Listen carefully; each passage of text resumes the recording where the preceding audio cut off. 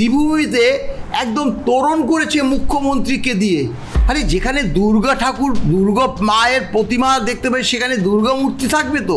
মুখ্যমন্ত্রীর ফটো দিয়ে একদম ভরিয়ে দিয়েছে। কেন দেবে?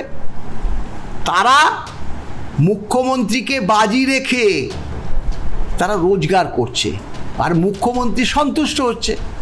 তার তো বিচার বুদ্ধি করার ক্ষমতাটা তো খুব কম, যে তাকে পুঁজি করে তার যে চেলা চামুন্ডারা তারা রোজগার করছে, আর তাকে পুঁজি করলে তিনি সন্তুষ্ট হচ্ছে। মুখ্যমন্ত্রী যে ধরনের এই আমরা বাঙালি করছে, বাংলা ভাষার বলে গলা ফাটাচ্ছে, এইবার যদি ওই আমরা বাঙালি উঠে এসে ওই যে বিভিন্ন জায়গায় ইংরাজিতে লেখা বা বাংলায় লেখা, হিন্দিতে লেখা বা উর্দুতে লেখা, ওগুলো যদি কেটে কেটে দেয়, তাহলে কি অবস্থা হবে? মুখ্যমন্ত্রীর কথাই শুনে তো বলছে। অনুদানটা দেওয়ার জন্য তো আইন আদালত হয়েছিল, উচ্চ আদালত বলেছে হিসাব দিতে হবে। আরে হিসাব উচ্চ আদালতে তার যে নির্দিষ্ট নিয়ম, যে তোমাকে সরকারি তহবিল থেকে টাকা দেবে আর তুমি যাচ্ছে তাইভাবে খরচা করবে, সেটা হবে না। তোমাকে একদম হিসাব দিতে হবে পরবর্তী সময় আবার টাকা পাওয়ার জন্য।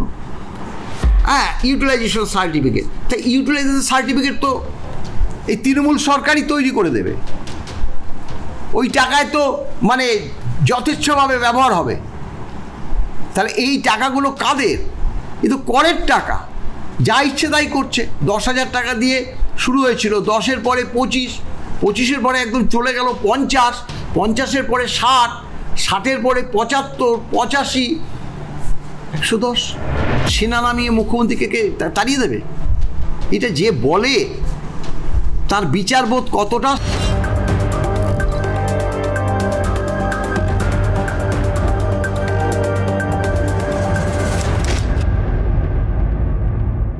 স্যার, সামনেই দুর্গাপুজো, আর যেটা লক্ষ্য করা গেল মহালয়ের আগেই দুর্গাপুজোর প্যান্ডেলের উদ্বোধন করে দিলেন মুখ্যমন্ত্রী মমতা বন্দ্যোপাধ্যায়। বলছি স্যার, এত তারা কিসের বলুন তো? দেখুন, মহালয়ের আগে পিতৃপক্ষ থাকে, পরবর্তীকালে মহালয় থেকে শুরু হয় দেবীপক্ষ। আমি কিন্তু পিতৃপক্ষকে কিন্তু অশুভ বলে মনে করি না, কারণ সেখানে যদি তিনি দেবী দুর্গার যে উদ্বোধনে যেতে পারে, আমার এটা ব্যক্তিগত মত। কারণ মাননীয় মুখ্যমন্ত্রী বহু প্রতিমা তাকে উদ্বোধন করতে হয়, সময়ের অভাব, নিশ্চয়ই যেতে পারে। কিন্তু প্রশ্ন হচ্ছে এটাই, তিনি এই যে বড় বড় দুর্গা প্রতিমাগুলো উদ্বোধন করার সময় ডায়াসে উঠে এই যে রাজনৈতিক বক্তব্য, যেখানে মা দুর্গার উদ্বোধন করতে গেছে সেখানে এই যে রাজনৈতিক বক্তব্য, যেই বক্তব্যের কোনো মানে আমরা খুঁজে পাই না। মনে হচ্ছে তিনি একটা আতঙ্কে ভুগছে। আগামী বিধানসভা নির্বাচনে তিনি যে হয়তো রেজাল্ট ভালো হবে না, আর রেজাল্ট ভালো না হলে তিনি যে কী অবস্থায় এসে পড়বেন সেটা তার ওই মণ্ডপে গিয়েও মনে পড়ছে, যার জন্য এইসব বক্তব্য তিনি পরিবেশন করছেন। এবং তার যে চেলা চামুন্ডারা আছে তারা কিন্তু আরও বেশি তাকে বিপদে ফেলছে। কেন বিপদে ফেলছে? আমি দেখছিলাম যে এই যে সুজিত বসুর যে শ্রীভূমিতে একদম তোরণ করেছে মুখ্যমন্ত্রীকে দিয়ে। আরে যেখানে দুর্গা ঠাকুর, দুর্গা মায়ের প্রতিমা দেখতে পাই, সেখানে দুর্গা মূর্তি থাকবে তো? মুখ্যমন্ত্রীর ফটো দিয়ে একদম ভরিয়ে দিয়েছে। কেন দেবে? তারা মুখ্যমন্ত্রীকে বাজি রেখে তারা রোজগার করছে, আর মুখ্যমন্ত্রী সন্তুষ্ট হচ্ছে। তার তো বিচার বুদ্ধি করার ক্ষমতাটা তো খুব কম, যে তাকে পুঁজি করে তার যে চেলা চামুন্ডারা তারা রোজগার করছে, আর তাকে পুঁজি করলে তিনি সন্তুষ্ট হচ্ছে। টালা প্রত্যয়। আমি তো সত্যি কথা বলতে এইসব জায়গায় যারা যেতে চাইবে আমি বারণ করব, পরিষ্কার কথা, তাদের উচিত না যাওয়া। একদম মনে হয় তৃণমূল দলটাকে উঠিয়ে নিয়ে এসছে। কি হচ্ছে এগুলো? স্যার, বাঙালির আবেগ দুর্গাপুজো, আর সেই দুর্গাপুজোকে কাজে লাগিয়ে রাজনৈতিক প্রচারের মতো একটা ভাবভঙ্গি চলছে। বলছি, এখন কি বাংলা অস্মিতায় আঘাত পড়ছে না? সেটাই তো বলছি, সেটাই তো বলছি, তিনি কেবল বাঙালি বাঙালি ওই ড্যাসে উঠে বলছে। আরে বাঙালি, আমরা বাঙালি বলে একটা দল উঠে এসেছিল, হয়তো সকলেরই মনে আছে। তারা কি করত, ইংলিশ আর হিন্দিটা তাই আলকাতরা দিয়ে মুছে দিত। মুখ্যমন্ত্রী যে ধরনের এই আমরা বাঙালি করছে, বাংলা ভাষার বলে গলা ফাটাচ্ছে, এইবার যদি ওই আমরা বাঙালি উঠে এসে ওই যে বিভিন্ন জায়গায় ইংরাজিতে লেখা বা বাংলায় লেখা, হিন্দিতে লেখা বা উর্দুতে লেখা, ওগুলো যদি কেটে কেটে দেয়, তাহলে কী অবস্থা হবে? মুখ্যমন্ত্রীর কথাই শুনে তো বলছে যে বাংলা ভাষাকে অপমান করছে।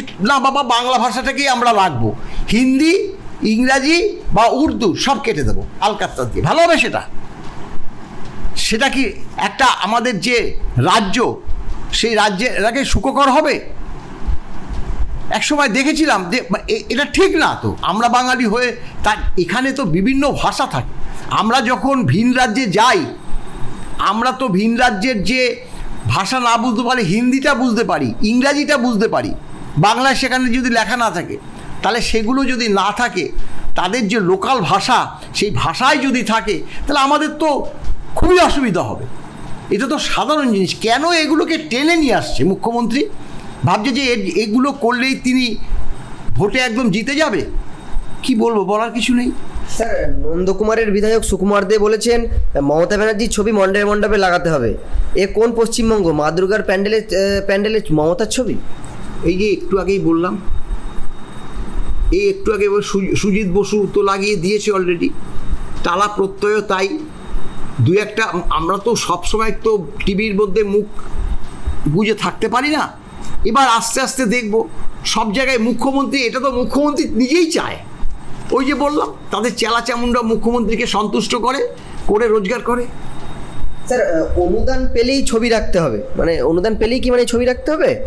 কেন মমতা বন্দ্যোপাধ্যায় কি নিজের ঘর থেকে পুজোর অনুদান দেন নাকি? সেটাই তো বলছি, অনুদানটা দেওয়ার জন্য তো আইন আদালত হয়েছিল, উচ্চ আদালত বলেছে হিসাব দিতে হবে।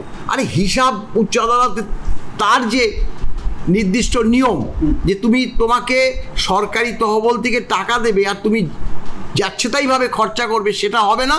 তোমাকে একদম হিসাব দিতে হবে পরবর্তী সময় আবার টাকা পাওয়ার জন্য। হ্যাঁ, ইউটিলাইজেশন সার্টিফিকেট। তাই ইউটিলাইজেশন সার্টিফিকেট তো এই তৃণমূল সরকারই তৈরি করে দেবে।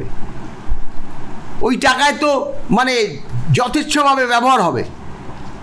তাহলে এই টাকাগুলো কাদের?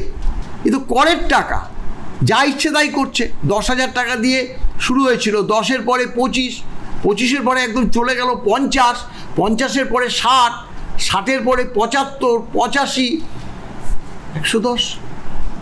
কি হচ্ছে? স্যার, একদম শেষ প্রশ্ন। সেনা নামিয়ে মমতাকে নবান্ন থেকে তাড়ানোর ষড়যন্ত্র, এমনটা আশঙ্কা করেছেন খোদ তৃণমূলের বিধায়ক। বিষয়টা ওই চোরের মন বেচকার দিকের মতো হয়ে গেল না? সেরকম কিছু আশঙ্কা কি সত্যি আছে? কি বলবেন? দেখুন, এই প্রশ্নের আমি কোনো উত্তরই দেবো না। সেনা নামিয়ে মুখ্যমন্ত্রীকে তাড়িয়ে দেবে? এটা যে বলে তার বিচারবোধ কতটা, সেইটা নিয়েই আমি প্রশ্নটা করে আমি শেষ করলাম।